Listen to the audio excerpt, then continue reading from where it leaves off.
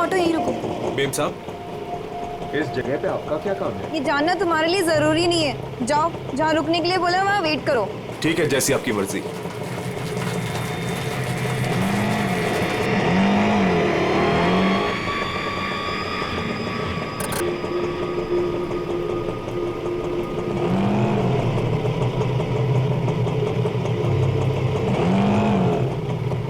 अरे तुम गए नहीं अभी तक, जाओ। जी मेम साहब।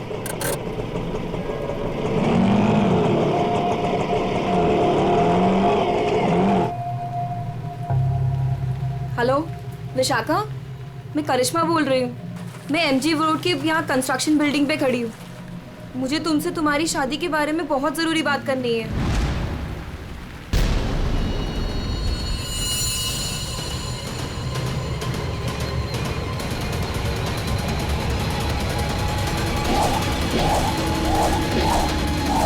मेम साहब, मेम साहब, मेम साहब, कहाँ चली गई?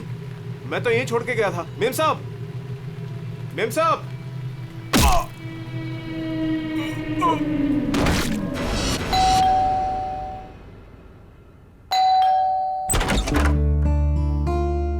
अरे आप इतनी जल्दी आ गए ऑफिस से? हाँ, आज काम कुछ कम था। ये लो, आते आते तुम्हारे लिए कुछ साग सब्जियां लाया हूँ और इसे फ्रीजर में रख दो। विशाखा के लिए लाया हूँ, उसे आइसक्रीम पसंद है ना? आज आपकी लाडली ये खाने वाली नहीं है। पर क्यों? आज सुबह से ही उदास है, खुद को कमरे में बंद कर रखा है और खाना भी नहीं खाया उसने। तुमने उसे कुछ कह दिया क्या? मैं क्या कहूंगी, लेकिन हाँ, आज सुबह किसी का फोन आया था।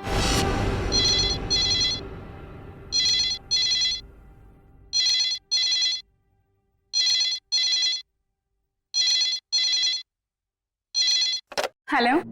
हेलो, विशाखा बोल रही हो? जी हाँ, विशाखा बोल रही हूँ। देखो, मुझे तुमसे बहुत ज़रूरी बात करनी है। ये बात तुम्हारी शादी के बारे में है। शादी? कौन सी शादी? मुझे इस बारे में कोई बात नहीं करनी है। प्लीज मुझे दोबारा कॉल मत कीजिए।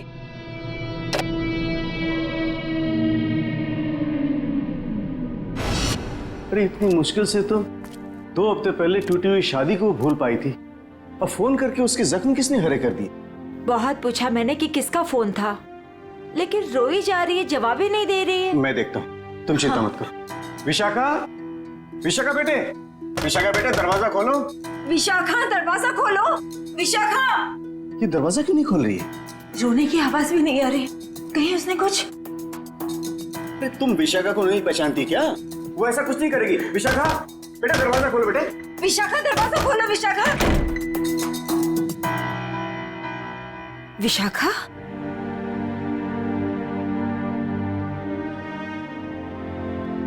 विशाखा बेटे, वो शादी वाले फोन कॉल से चिंता में है ना तू? हाँ पापा, काश मैंने उस गलत लड़के से शादी की जिद न की होती। मेरी वजह से आप लोगों को कितना अपमान सहना पड़ा। अरे नहीं बेटी, ऐसा कुछ नहीं है। उस लड़की के साथ तेरी शादी नहीं हुई, ये तो बड़ी अच्छी बात है। उस परिवार से तू बच गई बेटे। हाँ। और फिर हमारे इस लाडो के लिए इस शहर में कोई लड़की की कमी है क्या? हाँ? और क्या, हमारी विशाखा है इतनी प्यारी कि कोई भी लड़का इसे देखते ही पसंद कर लेगा। नहीं माँ, इस बार अपनी पसंद पे भरोसा करके मैं कोई गलती नहीं करना चाहती। आप लोगों की पसंद पे ही मेरी मंजूरी है। अरे हाँ सरिता, कल ठीक 3 बजे लड़के वाले विशाखा को देखने आ रहे हैं, तुम तैयार रहना। आपने पहले क्यों नहीं बताया? ओहो श्रीमती जी, तो अब तो बता दिया ना। हाँ? पापा, मुझे भगाने की बहुत जल्दी है ना आपको? मैं क्यों नहीं, अब इसकी शादी हो जाएगी तो इस कमरे को मैं अपना स्टडी रूम बना लूंगा। अच्छा, तो मैं भी अपना रूम लॉक करके जाऊंगी ससुराल।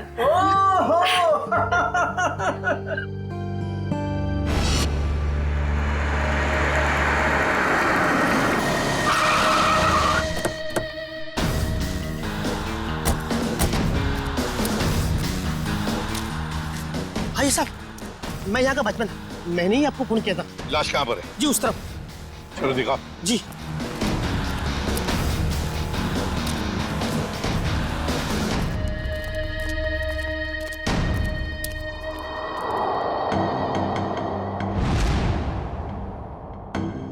ये ईंटें निकालो।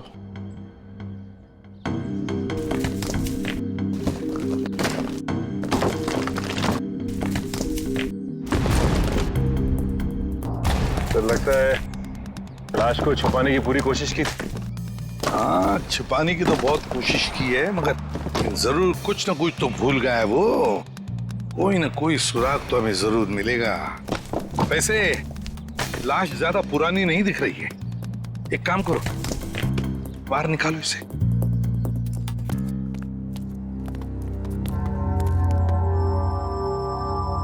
सामने से सीधे चाकू घोंप दिया सीने। देख के लगता है कि इसे चीखने चिल्लाने का मौका ही।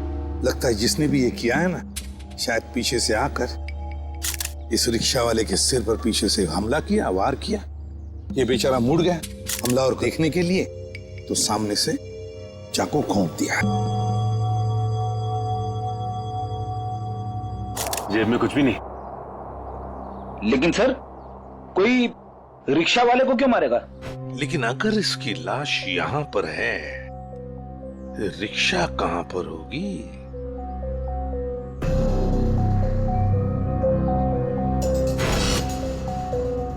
सर, हाँ, सर ये देखिए सर, ये खून की बूंदें और घसीटने के निशान हैं।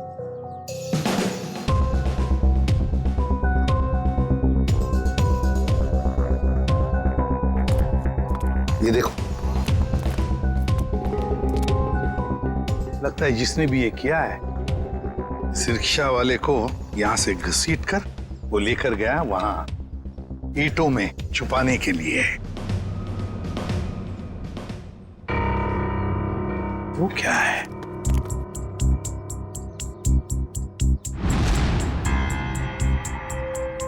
किसी आदमी की घड़ी? अरे ये तो काफी महंगी घड़ी है। शायद रिक्शा वाले की होगी। नहीं फ्रेडी, ये इस रिक्शा वाले की घड़ी नहीं लगती। इतनी महंगी घड़ी है ये, 1,00,000-1.5 लाख की तो घड़ी है ये। तो फिर सर, शायद उसी की होगी जिसने रिक्शा वाले को मारा है। वो तो ये भी सकता है कि घड़ी उस आदमी की हो जो ऑटो में बैठा था। इतनी कीमती घड़ी पहनने वाला आदमी रिक्शा में नहीं जाएगा, मुझे नहीं लगता। देखो और भी कोई सुराग मिलना चाहिए। देखो जरा आसपास।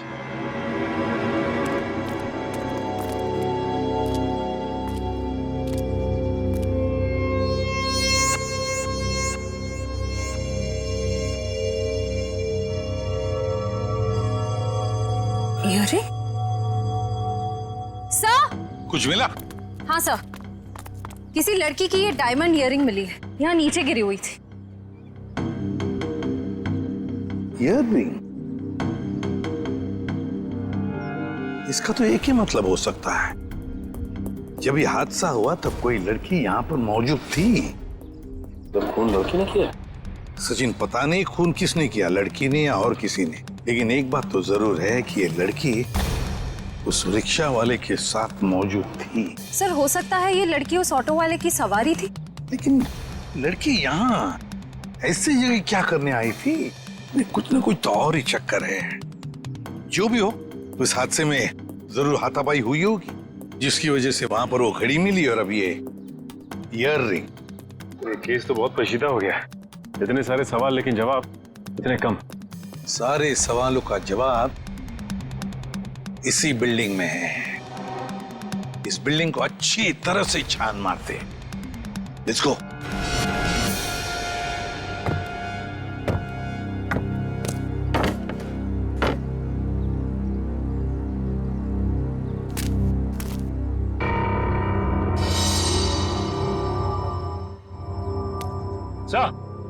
हाँ सचिन, क्या हुआ? ये देखिए, सीढ़ियों पे खून की बूंदें। हाँ, सर ये तो बहुत ही अजीब बात है, लाश वहां पर और खून की बूंदें यहाँ। मुझे तो कुछ और ही आ रहा है दिमाग में।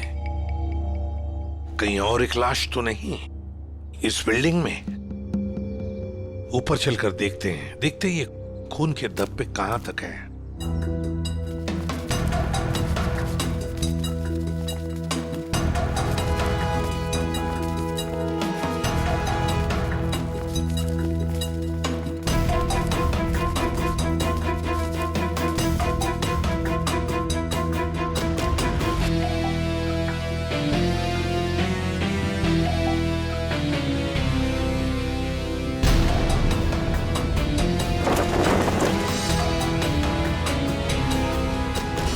भाई साहब मैं तो कहता हूँ अभय और विशाखा एक दूसरे के लिए बिल्कुल सही है। दोनों के ख्यालात मिलते जुलते हैं, दोनों का स्वभाव एक है और वैसे एक साथ स्कूल में पढ़ चुके हैं।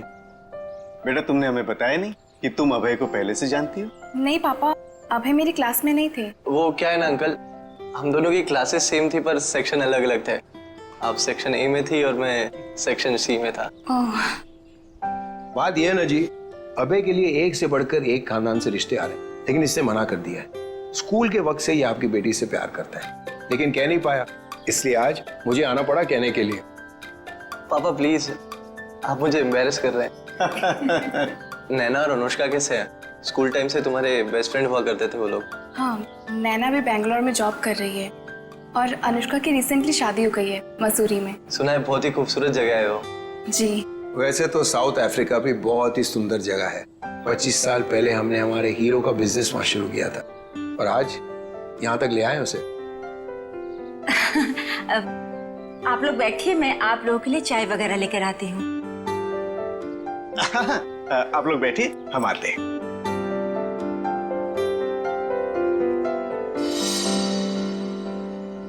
क्या बात है सरिता, क्या हुआ?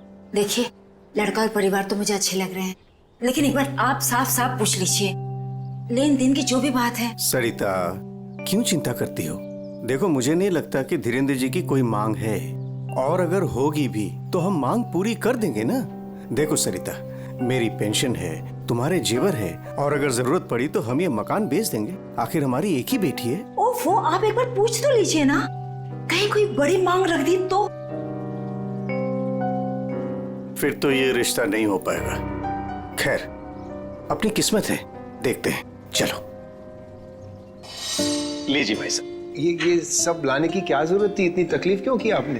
अरे क्या कहते हैं भाई साहब, ये तो कुछ भी नहीं है, ये तो आपको लेना ही पड़ेगा। चाय लीजिए। ये लो बेटे।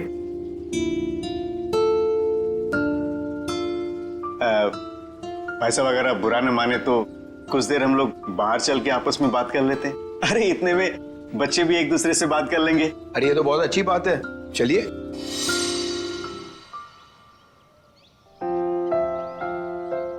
भाई साहब, आपका बेटा हमें बहुत पसंद है। मुझे भी बिल्कुल विशाखा जैसी बहू चाहिए थी। अगर विशाखा अभय को पसंद करे। उसकी फिक्र आप मत कीजिए, हमारी मंजूरी में ही उसके यहाँ है। ये तो बड़ी अच्छी बात है, तो मैं बात पक्की समझूं? जी जरूर। धीरेन्द्र जी, अगर आपकी कोई मांग हो तो आप मुझे। ये कैसी बात कर ली आप लोगों ने? अरे भाई, भगवान का दिया हुआ सब कुछ है हमारे पास। आपकी बेटी सिर्फ 2 जोड़ी कपड़ों में चाहिए, ये आप कर पाएंगे या नहीं? मुझे समझ में नहीं आता कि मैं आपका ये कर्ज कैसे चुका पाऊंगा। लेकिन हमारी एक शर्त है। शर्त? ये शादी 2 दिनों में हो जानी चाहिए।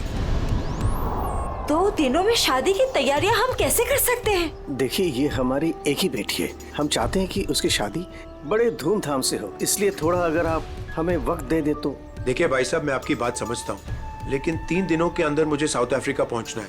सिर्फ मेरे बेटे की वजह से मैं अपना पूरा कारोबार छोड़ के आया हूँ। अगर आप ये नहीं कर पाओगे तो ये रिश्ता नहीं होगा। हाँ? सोच लो आप लोग।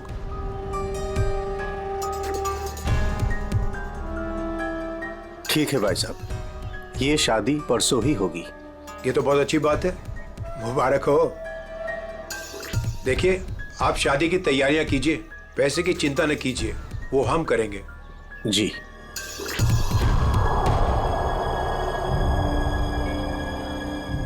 कैसे? तुम चिंता मत करो सरिता, भगवान की जो मर्जी है वही होगा।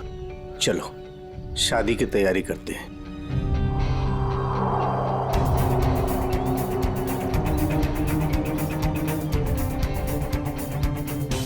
पता नहीं मुझे ये सब ठीक क्यों नहीं लग रहा है।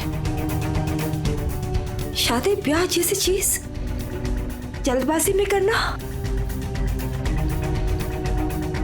कहीं हम गलत निर्णय तो नहीं ले रहे?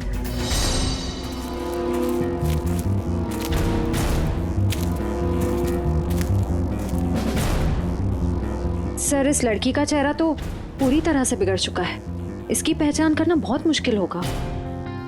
तो सर, लड़की के पास से ना ही कोई आइडेंटिफिकेशन मिला है, ना ही कोई मोबाइल। तो लाश को देख के लगता है कि इसकी और उस ऑटो ड्राइवर की मौत लगभग एक ही वक्त हुई है सर।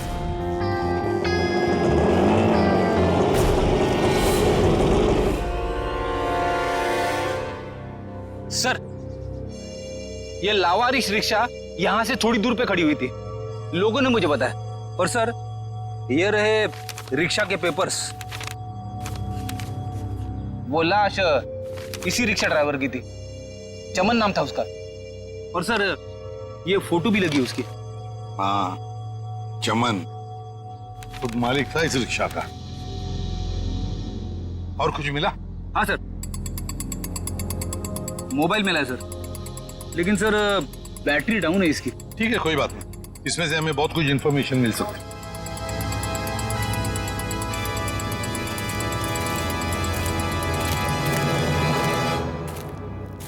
वॉचमैन होना यहाँ के कैसी ड्यूटी करते हो?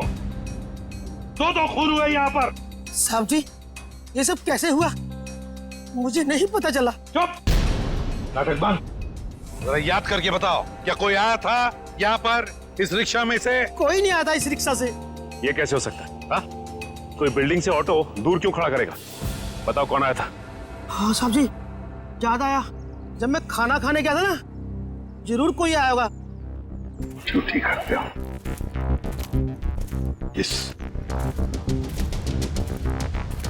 इस चमन की पूरी कुंडली निकालो।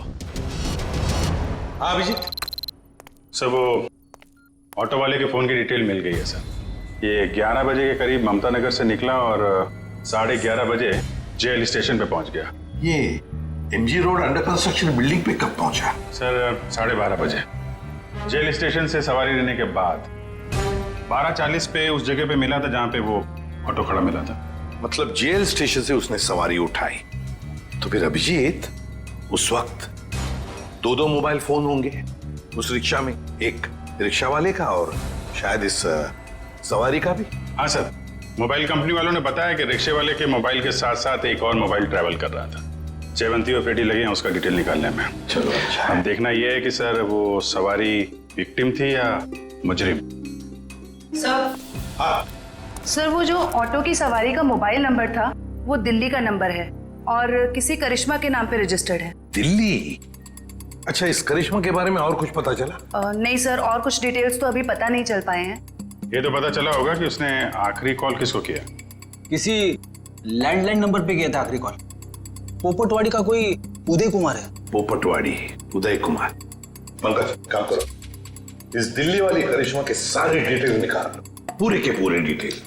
और अभिजीत, इस पोपटवाड़ी के उदय से मिल लेते हैं, पता तो चले ऐसी भी क्या बातें हो रही थी करिश्मा और उसके बीच में। इसका चेहरा तो बहुत बुरी तरह से बिगड़ गया है, एकदम तहस नहस हो गया है। सर, इनके फेस को हम रिकंस्ट्रक्ट नहीं करवा सकते?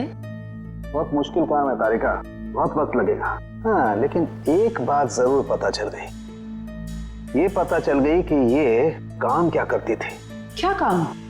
तारिका, ये लड़की एक नर्स थी। नर्स? ये देखो, ये देख रहे हो, ये इसकी उंगलियों पर और ये अंगूठे पर ये कॉल। ये निशान तो ज्यादातर उन्हीं लोगों के हाथों में होता है ना जो दूसरों को इंजेक्शन देते हैं। एग्जैक्टली तारिका। अब मुझे लगता है ये खून या तो किसी बदले की भावना से किया गया है या फिर कोई प्यार व्यार का चक्कर। प्यार व्यार का चक्कर? तुमको ऐसा लगता है तो तुम फोरेंसिक आते ही क्यों? तुम अब से मत आया करो हमारे लैब में प्लीज। हाँ, अरे ये क्या? हाँ। और अभिजीत, तुम्हारे और मेरे बीच में जो भी था ना वो खत्म। प्यार का चक्कर। सीआईडी? यहाँ सब कुछ ठीक तो है ना?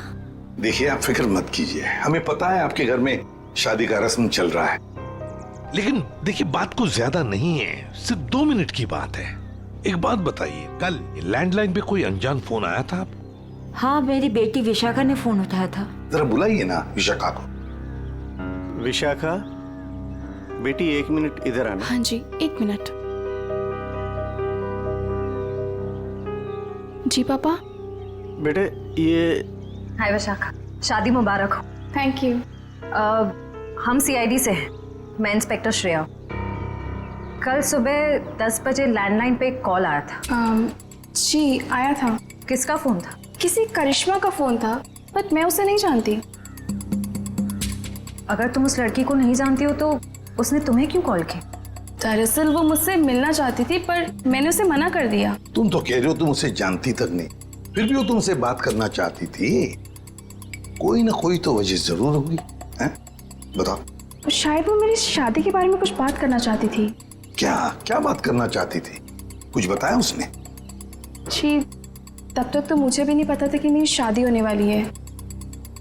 वो शायद मेरी पिछली शादी के बारे में बात करना चाहती थी। मतलब विशाखा, तुम्हारी पहले भी एक शादी तय हो चुकी थी जो टूट चुकी है। देखिए प्लीज, अगर इस बारे में इस वक्त बात न करें तो अच्छा होगा। बड़ी मुश्किल से उस सदमे से ये उभर पाई है। प्लीज। पापा, इट्स ओके, मुझे उस बात से कोई फर्क नहीं पड़ता है। पर आप इस फोन कॉल के बारे में मुझसे इतने सवाल क्यों पूछ रहे हैं?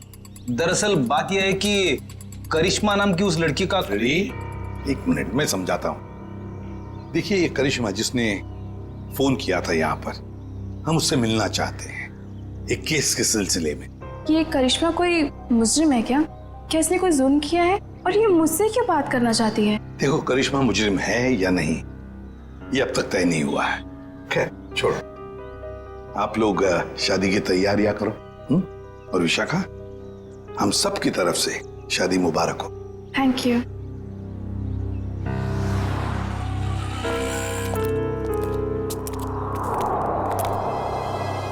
हेलो, सुनो, सब गड़बड़ हो गया है यहाँ। सीआईडी आ गई है। हाँ जी, क्या हाल है बॉस? फिर से बन गया चेहरा? अरे चेहरा बनने में टाइम लगता है ना यार। और कितना टाइम चाहिए तुझे? मैं बोल रहा था तारिका को, प्रद्युमन जैसे ही मेरी शक्ल देखेगा पीछे पड़ जाएगा। कितना टाइम लेगा चेहरा बनाने में? यार इतना सा काम है सामने। वैसे एक बात बताओ, आप लोगों को वाकई कुछ पता नहीं चला उस लड़की के बारे में? हमें इतना तो पता चल चुका है कि उस लड़की का नाम करिश्मा है और वो दिल्ली की रहने वाली थी। और अगर मैं ये बताऊं कि करिश्मा एक नर्स थी तो? सर, उस करिश्मा के बारे में नई बात पता चली सर। क्या? वो दिल्ली में 10 स्टार हॉस्पिटल में नर्स है। लो, ये बात अब बता रहे हैं, मैं कब की बता चुका ये बात। 10 स्टार हॉस्पिटल, दिल्ली। वाह यार अभय, बड़ी सुंदर दुल्हन मिली है तुझे, सच्ची। पता नहीं कहाँ से किस्मत लिखा के लाया है। अरे वो कहते हैं ना, लंगूर के हाथ में अंगूर। एग्जैक्टली।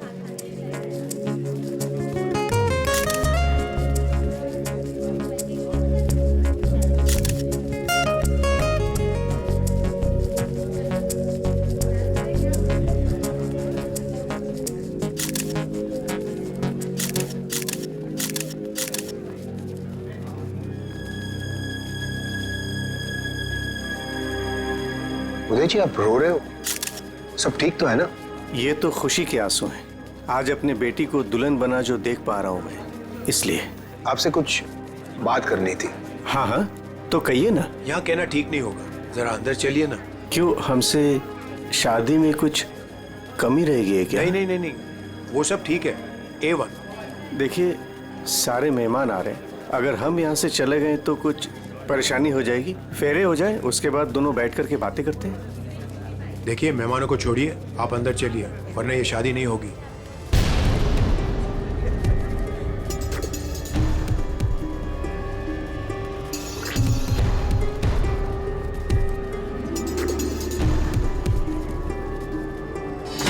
आइए उदय जी।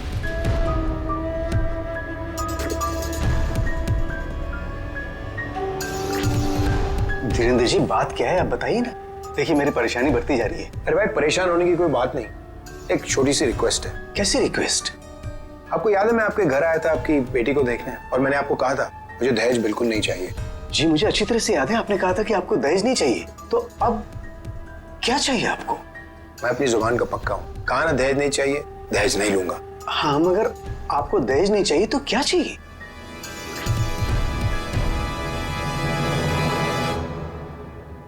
किडनी।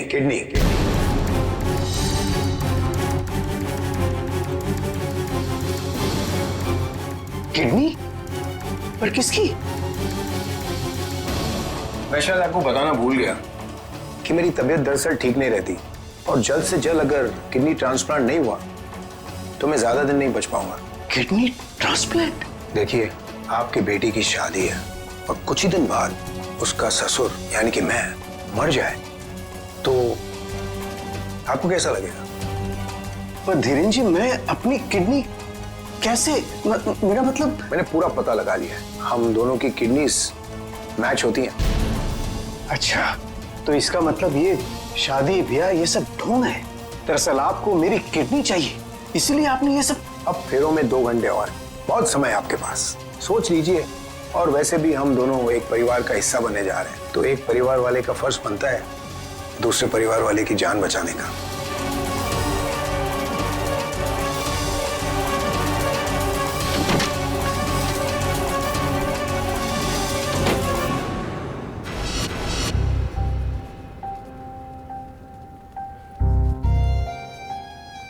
आपको दहेज नहीं चाहिए तो क्या चाहिए? Kidney kidney kidney.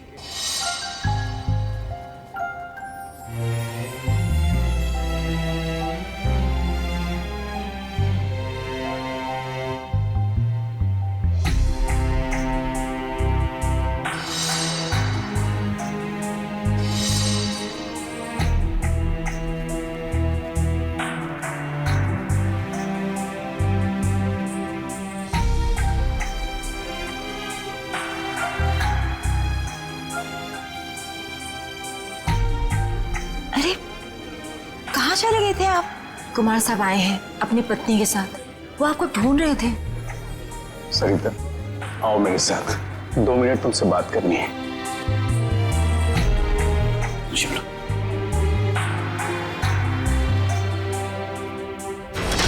आओ सरिता। क्या हुआ, मुझे बताएंगे भी? सरिता, दरवाजा बंद कर दो, बताता हूं।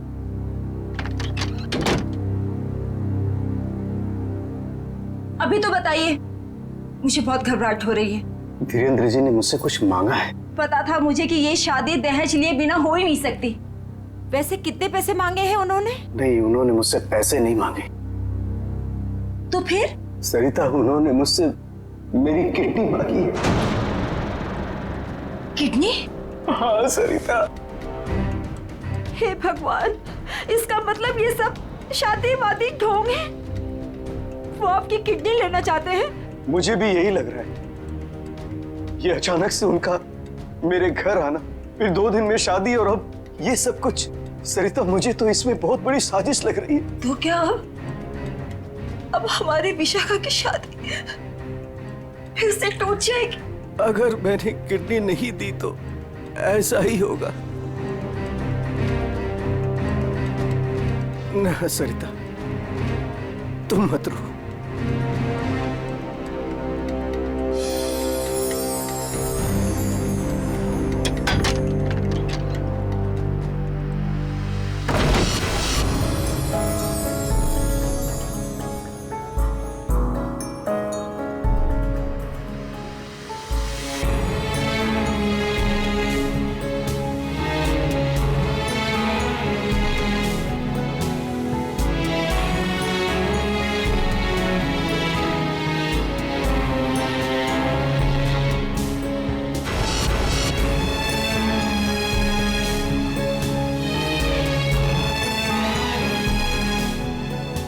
सारे मेहमान आ चुके हैं, और अगर इस बार भी हमारी विशाखा की शादी नहीं हुई तो वो पूरी तरह टूट जाएगी। एक जख्म तो वो पहले ही खा चुकी है, लेकिन अब दोबारा वो बर्दाश्त नहीं कर पाएगी। मैं जानता हूं सरिता, तुम ठीक कह रही हो, इसलिए मैंने सोच लिया है, मैं अपनी किडनी दूंगा। हाँ सरिता। नहीं, अगर आपने किडनी दे दी तो आपका क्या होगा? मुझे कुछ नहीं होगा सरिता। और वैसे भी इंसान के शरीर में 2 किडनियां होती है जिससे उसका शरीर चलता है, लेकिन फिर भी इंसान एक किडनी के सहारे जी सकता है। मुझे ये सब कुछ ठीक नहीं लग रहा है। अगर कुछ ऊंच नीच हो गई तो मैं आपको खोना नहीं चाहती हूँ। नहीं सरिता, मुझे कुछ नहीं होगा, और अगर मुझे कुछ हो भी गया तो कम से कम मेरी आत्मा को ये सोचकर संतुष्टि तो मिलेगी ना कि मैंने अपनी बच्ची की खातिर उसके पैदाइश से लेकर के उसकी शादी तक सब कुछ किया। प्लीज हेलो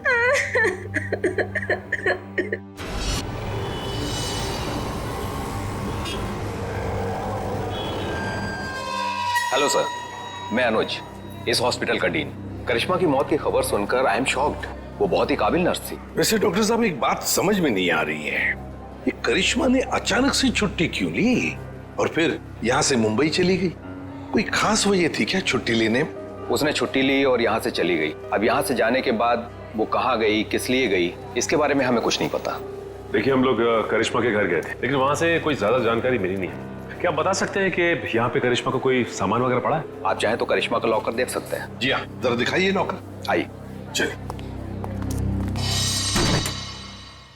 अरे सर, इस लॉकर को देखकर मुझे मेरी नानी की अलमारी याद आ गई। वो भी अपना सारा सामान ऐसे ही ठूस ठूस के रखती थी। सर, ये तो किसी मरीज की मेडिकल रिपोर्ट है। किसकी फाइल है ये? दे उदय कुमार। उदय? विशाखा के पिताजी उदय कुमार? कमाल है, इस फाइल को तो हॉस्पिटल के रिकॉर्ड रूम में होना चाहिए। ये करिश्मा के लॉकर में कैसे? मतलब ये करिश्मा उदय जी और उसके परिवार वालों को जानती थी? वो परिवार वाले तो बता रहे थे कि वो करिश्मा को जानते ही नहीं। जरा बताइए, किस चीज का इलाज चल रहा था उदय का?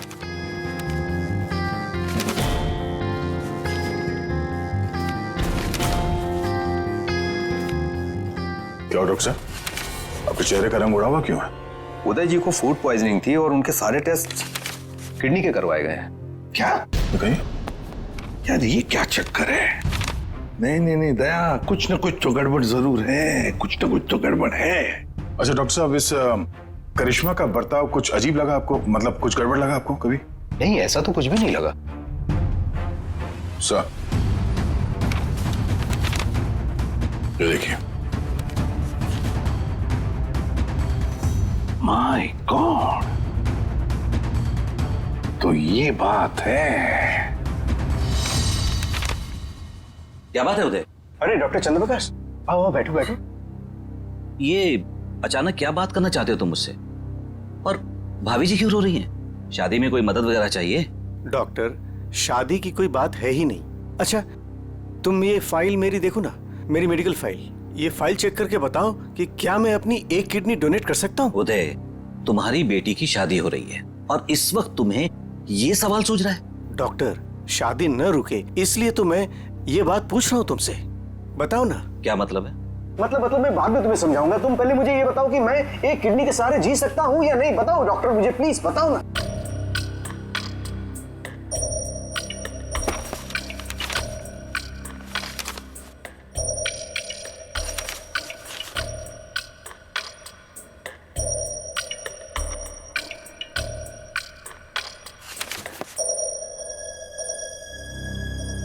डॉक्टर, रिपोर्ट ठीक तो है ना? क्या हुआ चंद्रप्रकाश, बताओ ना कुछ मुझे।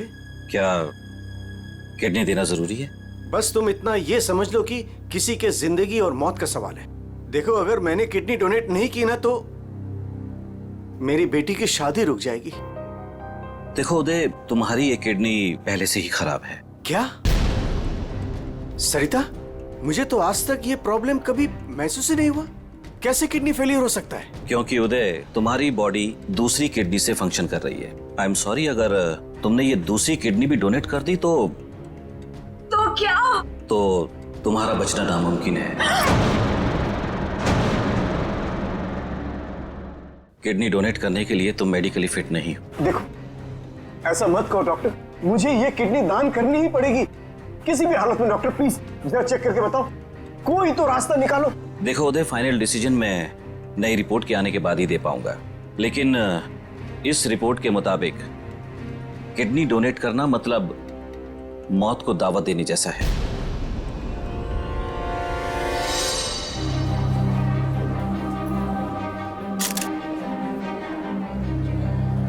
आओ। क्या हुआ माँ, आप परेशान लग रही हैं? नहीं, ऐसी कोई बात नहीं। फेरे का समय हो गया है, आओ।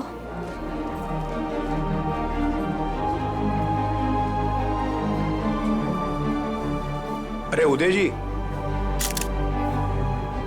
आप ही को ढूंढ रहा था। फेरे लगवाएं या फिर मैं बारात वापस? जी नहीं, बारात वापस ले जाने की नौबत नहीं आएगी। मुझे पता था आप बड़े समझदार इंसान हो, सही डिसीजन लिया। और वैसे आप अपनी बेटी को इतना प्यार जो करते हो, आइए। यकीन नहीं आ रहा है दया, शादी के नाम पे ऐसी सौदेबाजी।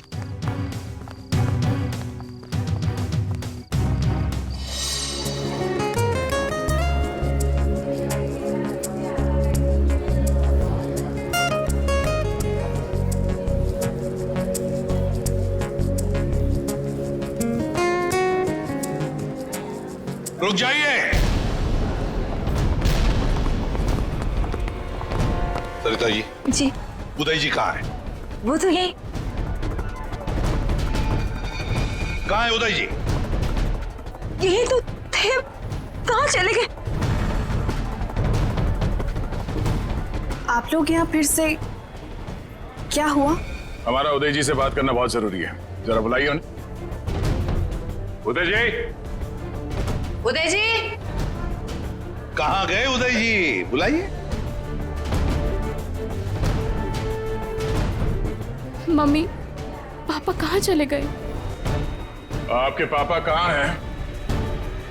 इसका जवाब अब ये देंगे धीरेन्द्र जी। क्यों धीरेन्द्र जी, जवाब देंगे ना? मुझे कुछ नहीं पता।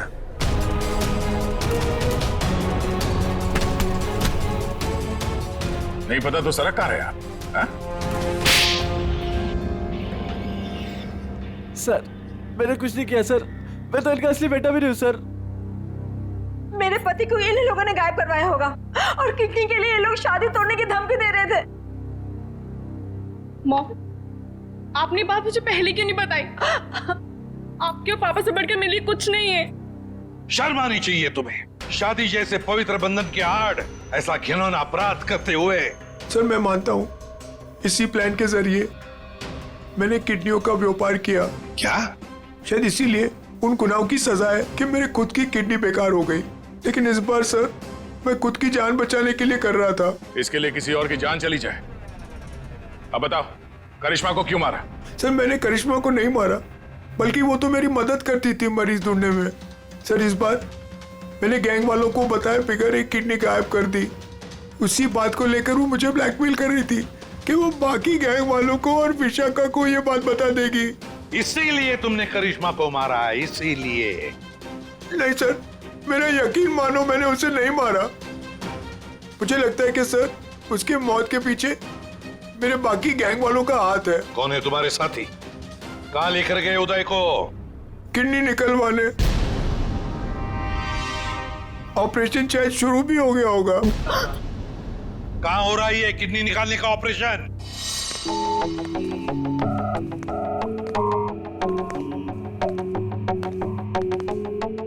चल डॉक्टर, ऑपरेशन शुरू कर।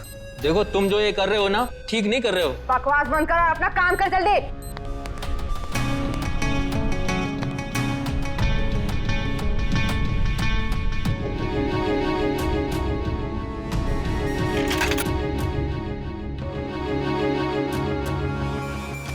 अबे जल्दी करना।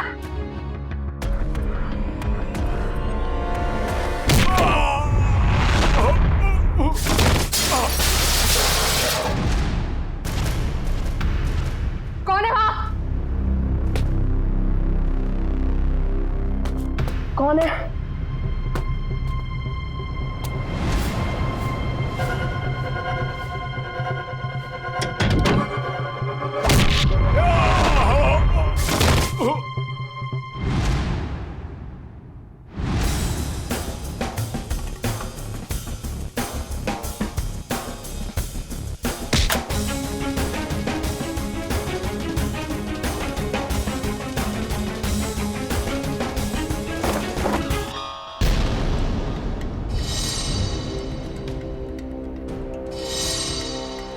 अपने जुर्म का इनाम तो लेती जाओ।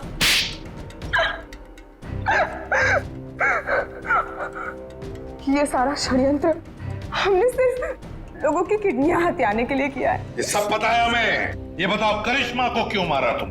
क्योंकि करिश्मा हमें धोखा दे रही थी। लेकिन तुमने करिश्मा का खून किया, ये बात तुमने धीरेन्द्र से क्यों छुपाई?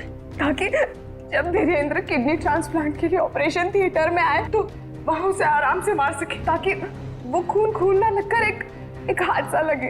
और उदय की किडनी तुम ऊंचे दाम में बेचना चाहती थी, क्योंकि उदय का blood group Bombay blood group है, एक रेयर ब्लड ग्रुप है ना। यही प्लान था सर, लेकिन आप सीआईडी वालों की वजह से वो सब चौपट हो गया। करिश्मा का खून और कितने सारे मासूम लोगों की किडनियों की चोरी, तुम्हें तो फांसी ही होगी। इतना काफी है तुम्हें फांसी के फंदे तक पहुंचाने के लिए। जयवंती, ले जाओ इसे। सर।